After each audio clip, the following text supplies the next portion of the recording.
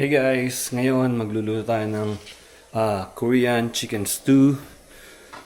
So ito yung mga ingredients na kailangan natin. Na-pre-cut ko na carrots and potatoes, garlic and onions, and then green onions. And ito yung special spices natin from MJ's Magic Powder. Okay, shout out to Miss Jeannie Kim Romeral. And then itong chicken na to, dalawang buong chicken. So yan ang ingredients natin. Simple pero masarap yan. Natikman namin nung last time na nag-visit kami sa Pilipinas. Niluto nila para sa amin. So ngayon itatry natin kung maan natin yung lasa. Ma-achieve natin yung lasa. So yan, create rin ako ng kawa, mantika,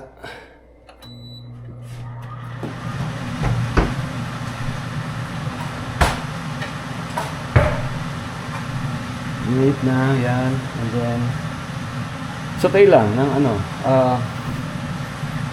garlic and onion, and then leeks, and then lagay din yung natin, yung magic powder.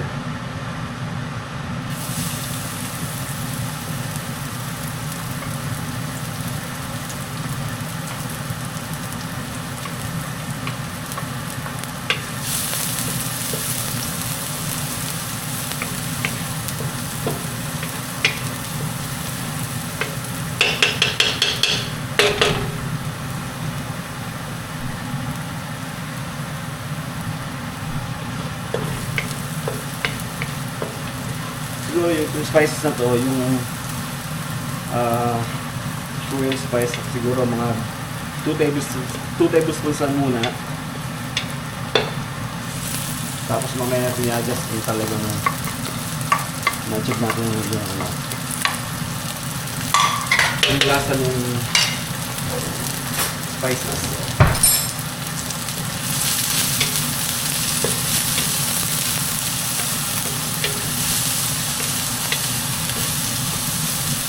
Sabi na rin natin yung green onions.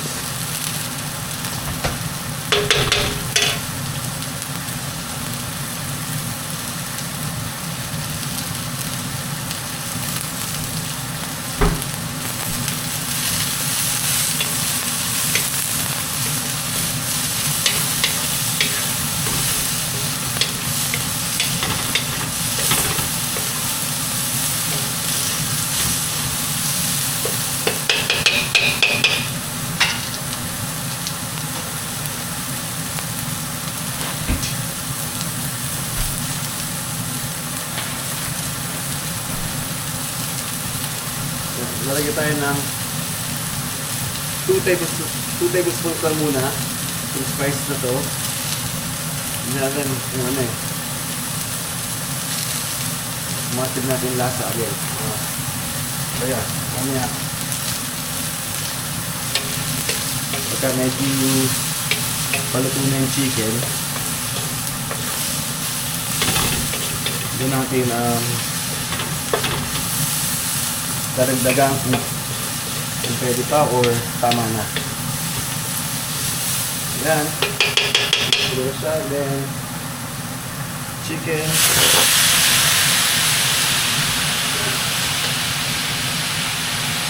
Paminta.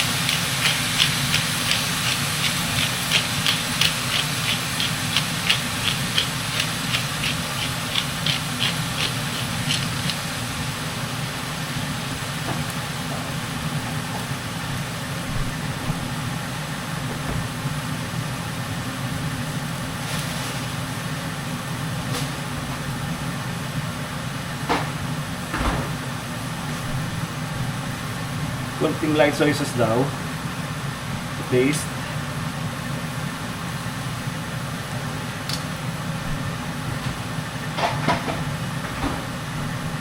And then mamaya maglagay tayo ng patis pa para man natin yung lasa or asin.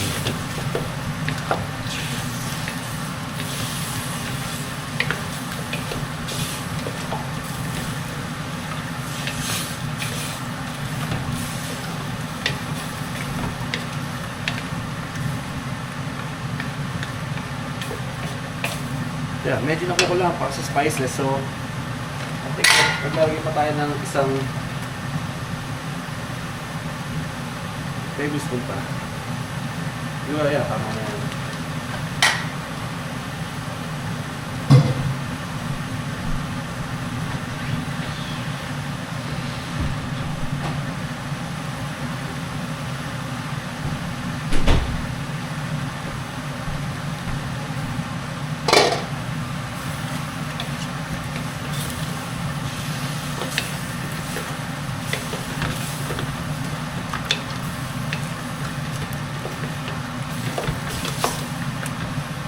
Okay guys, so yeah, pwede lang siguro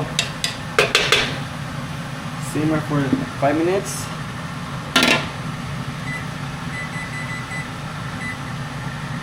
Then alawin natin mamaya ulit.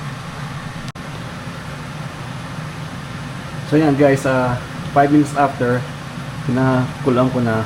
So you know, kanina dapat ibaba-browning pa yung chicken daw yung ginisahan, yung sinatay natin, pero hindi ko na na-achieve dahil hindi ko na nakita through like mga spices. Pero yeah, gagayahin natin ng lasa niyan.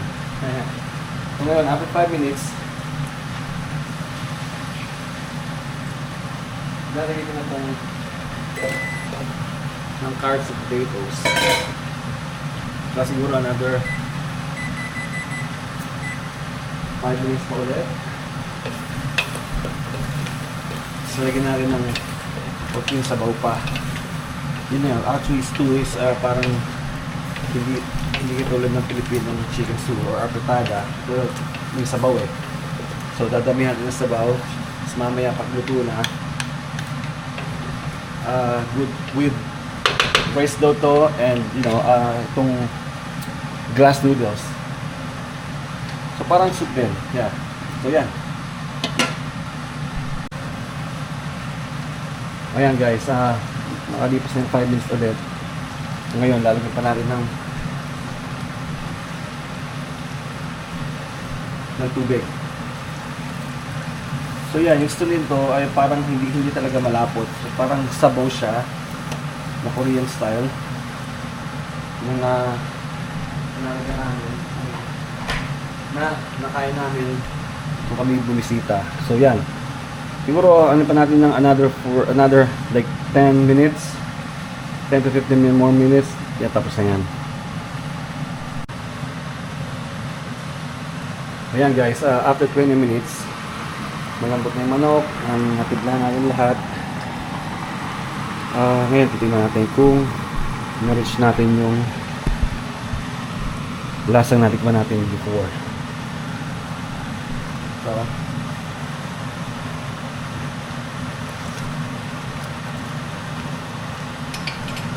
okay siya, pero iba pa rin yung orig, diba?